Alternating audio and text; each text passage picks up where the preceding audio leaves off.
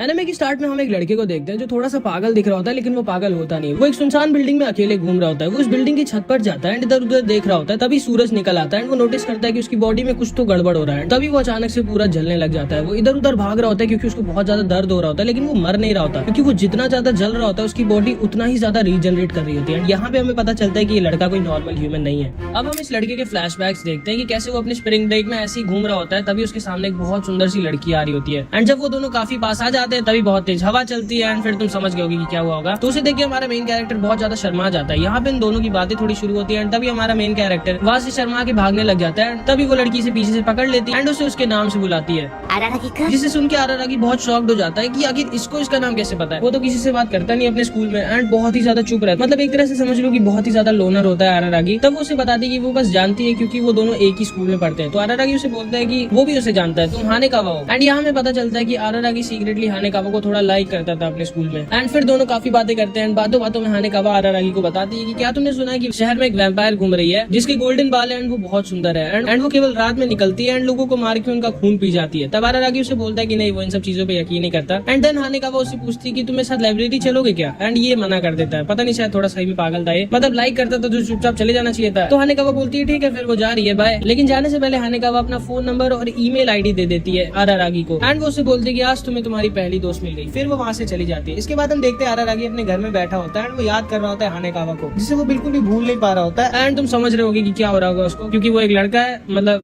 तो वो बीच रात में घर से बाहर निकल जाता है एंड वो इधर उधर घूमने लग जाता है अपना माइंड डाइवर्ट करने के लिए। लेकिन रास्ते में उसको ब्लड दिखता है एंड अब यहाँ भी कोई नॉर्मल आदमी होगा तो वो या तो पुलिस को कॉल करेगा या तो वहाँ से भाग जाएगा, लेकिन ये उस ब्लड का पीछा करने लग जाता है। तो ये ब्लड का पीछा करते करते एक ट्रेन स्टेशन में पहुंच जाता है जहाँ पे एक बहुत सुंदर सी औरत पड़ी होती है एंड वो मरने की हालत में होती है। एंड वो आरारागी को देख के बोलती है कि प्लीज मुझे अपना खून पीने दो, नहीं तो मैं मर जाऊंगी। एंड यहाँ पे हमें पता चलता है कि ये औरत कोई और नहीं बल्कि वही वैम्पायर है जिसके बारे में हानेकावा बात कर रही होती है। वो वैम्पायर बार बार आरारागी से बोल रही होती है कि प्लीज मेरी मदद कर दो, मुझे अपना खून पी लेने दो, नहीं तो मैं मर जाऊंगी। एंड हम देख रहे होते हैं कि इस वैम्पायर के ना तो दोनों हाथ होते हैं ना ही दोनों पैर होते हैं, इसीलिए वो आरारागी का पीछा नहीं कर पा रही होती है। बस बार बार उससे बोल रही होती है कि प्लीज मुझे अपना खून पी लेने दो। लेकिन यहाँ पे आरारागी पहला सही काम करता है, वो वहाँ से भाग जाता है डर के। वो वैम्पायर रोने लगती है क्योंकि उसे लग रहा होता है कि अब वो मरने वाली है। बट तभी आरारागी वापस आ जाता है एंड यहाँ पे कंफर्म हो चुका कि ये पागल है। वो आता है, उस वैम्पायर को अपनी गोदी में उठाता है एंड बोलता है लो पी लो मेरा पूरा खून, मैं वैसे भी इतना बड़ा लूजर हूँ एंड मुझे जिंदगी में बिल्कुल भी मजा नहीं आ रही, तो लो मेरा सारा खून पी लो एंड मैं अपनी अगली जिंदगी में अच्छे से जीऊंगा। वो वैम्पायर खुश हो जाती है एंड आरारागी का सारा खून पी लेती है। इसके बाद हम उसी सीन पे आते हैं जहाँ पे आरारागी जल रहा होता है एंड दर्द से तड़प रहा होता है। तभी ऊपर से एक लड़की को उठती है जो आरारागी को बचा लेती है एंड वो उसे बताती है कि अब तुम सन में नहीं जा सकते हो क्योंकि तुम भी अब एक वैम्पायर बन चुके हो, क्योंकि तुमने मुझे अपनी विल से अपना खून पिलाया था। एंड मैं बता दूं कि ये वैम्पायर वही है जिसको आरारागी ने बचाया था, लेकिन क्योंकि आरारागी में इतना ज्यादा खून नहीं था इसलिए वैम्पायर अपने ओरिजिनल फॉर्म में नहीं आ पाई। एंड मैं एक और चीज बता दूं कि इस वैम्पायर का नाम है हार्ट अंडर ब्लेड। तो क्योंकि ये बड़ा नाम है इसलिए हम इसको थोड़ा छोटा नाम दे देते हैं। इसका नाम हम लोग रखते हैं वैम। हाँ, तो आरारागी वैम से बोलता है कि ठीक है चलो मैंने तुम्हें बचा लिया, लेकिन अब मुझे वापस ह्यूमन बना दो। तो वैम उसे बोलती है कि वो ऐसा अभी नहीं कर सकती क्योंकि उसके लिए उसको दोबारा अपने ओरिजिनल फॉर्म में आना होगा। तो आरारागी उसे बोलता है कि ठीक है तो आओ अपने ओरिजिनल फॉर्म में और बनाओ मेरे को ह्यूमन। तब वैम आरारागी को बताती है कि उसको असल में 3 वैम्पायर स्लेयर्स ने मिलके मारा था एंड उन तीनों के पास उसके चारों लिम्स हैं, मतलब उसके दोनों हाथ और दोनों पैर। एंड जब तक उसको उसके दोनों हाथ और दोनों पैर नहीं मिल जाते तब तक वो अपने ओरिजिनल फॉर्म में नहीं आ पाएगी। फिर वैम उससे बोलती है कि अब एक ही तरीका है, अगर तुमको वापस ह्यूमन बनना है तो तुमको उन तीनों को मार के मेरे चारों लिम्स वापस लाने होंगे। तो आरारागी बोलता है पागल हो गया, मतलब अगर तुम उन तीनों को नहीं मार पाई तो मैं कैसे उन तीनों को मार दूंगा। तब वैम उसे बताती है कि वो असल में इसलिए मर गई क्योंकि वो उस समय रेडी नहीं थी एंड उन तीनों ने उस पर साथ में हमला किया था। आरारागी इस समय उन तीनों से ज्यादा स्ट्रॉन्ग है, मतलब अगर वो 1v1 करेगा उन तीनों से तो वो आराम से जीत जाएगा, बस उसको 3v1 नहीं करना है क्योंकि उसमें वो हार सकता है। ये सुन के आरारागी निकल जाता है उन वैम्पायर स्लेयर्स को ढूंढने। जब उसको फाइनली एक मिलता है तब वो नोटिस करता है कि उसके साथ बाकी दोनों वैम्पायर स्लेयर्स भी थे, डेमाटर्जी, एपिसोड और कटर। वो तीनों मिलके एक साथ आरारागी पर हमला कर देते हैं, बट तभी बीच में ओशिमो आ जाता है एंड वो आरारागी को बचा लेता है। फिर वो दोनों मिलके वैम के पास वापस जाते हैं एंड वहाँ हमें पता चलता है कि ओशिमो बस किसी की साइड में नहीं है, वो बस ऐसे एक मीडिएटर है जो बीच में रहता है। वो ना तो वैम्पायर्स के साइड है और ना ही ह्यूमंस के साइड है, लेकिन हाँ ओशिमो है बहुत ज्यादा स्ट्रॉन्ग एंड वो बस वही करता है जो उसका मन करता है। एंड असल में उसने ही हेल्प की थी वैम की इस जगह को ढूंढने की जहाँ पे अभी वो दोनों रह रहे हैं। फिर वो आरारागी से बोलता है कि वो उसकी हेल्प कर सकता है उन तीनों से 1v1 अरेंज करने में, लेकिन उसके लिए वो 2 मिलियन येन लेगा। एंड इस बात को आरारागी मान जाता है। फिर ओशिमो सीक्रेटली एक वैम्पायर स्लेयर डेमाटर्जी से आरारागी की मीटिंग सेट करवाता है जहाँ पे वो दोनों शर्त लगाते हैं कि आरारागी ने अगर डेमाटर्जी को हरा दिया तो वो वापस करेगा वैम का एक लिम्ब एंड अगर डेमाटर्जी ने आरारागी को हरा दिया तो उसको लेके जाना पड़ेगा वैम के पास जहाँ पे डेमाटर्जी वैम को मार देगा। तो फिर दोनों में लड़ाई स्टार्ट हो जाती है एंड डेमाटर्जी एक लात में आरारागी का एक हाथ काट देता है। फिर वो डर के भागने लग जाता है, बट तभी रास्ते में उसका हाथ दोबारा से रीजनरेट हो जाता है। डेमाटर्जी उसे बहुत गंदा मार रहा होता है। आरारागी आरारागी किसी तरह बच के भाग रहा होता है, बट तभी आरारागी को बेसबॉल मिलते हैं एंड वो डेमेटर्जी पे बेसबॉल से मारने लग जाता है, जिससे डेमेटर्जी पे कुछ भी इफेक्ट नहीं पड़ रहा होता, बट बेसबॉल्स तो बस एक डिस्ट्रैक्शन थी। अचानक से आरारागी बेसबॉल्स की जगह एक मेटल बॉल फेंक के मार देता है एंड क्योंकि डेमेटर्जी को लग रहा था कि ये भी एक बेसबॉल है तो वो उसे डॉज नहीं करता एंड उसके मुंह पे वो मेटल बॉल लग जाती है। अब उसका पूरा मुंह फट जाता है एंड वो जमीन पे गिर जाता है। तब आरारागी पूरा का पूरा एक आयरन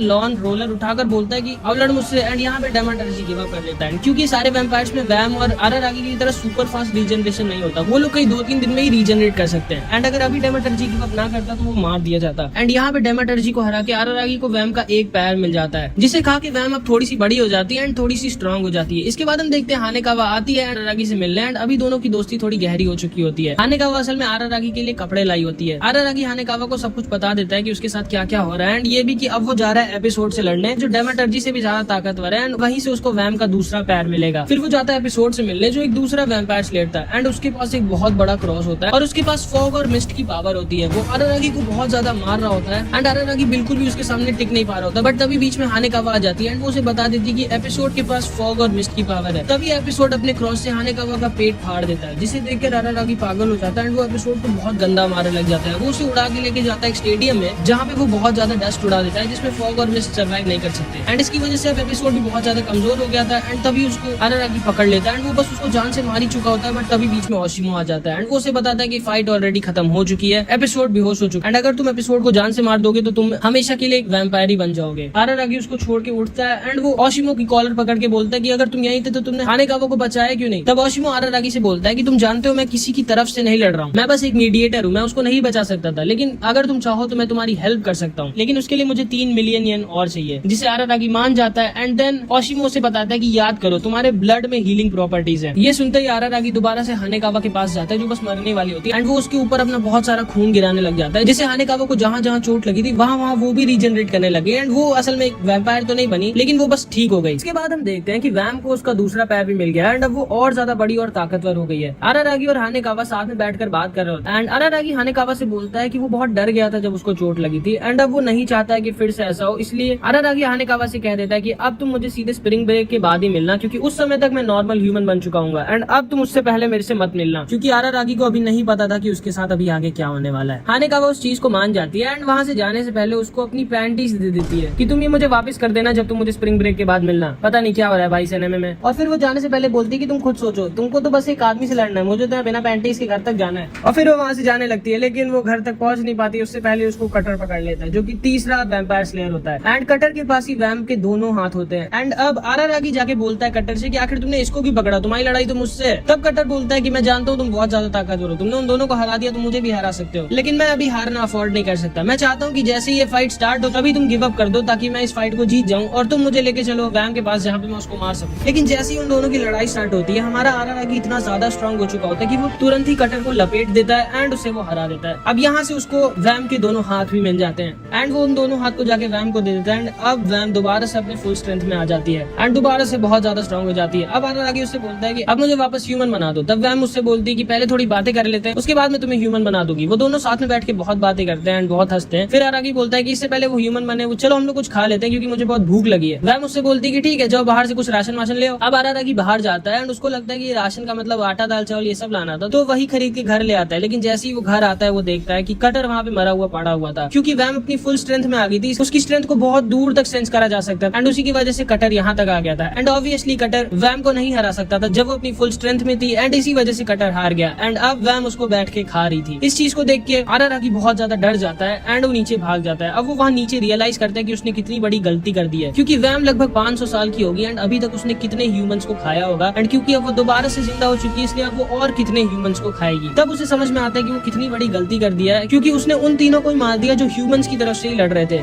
उसको कुछ भी समझ में नहीं आ रहा था कि अब वो क्या करे। तभी उसको हानेकावा की याद आती है।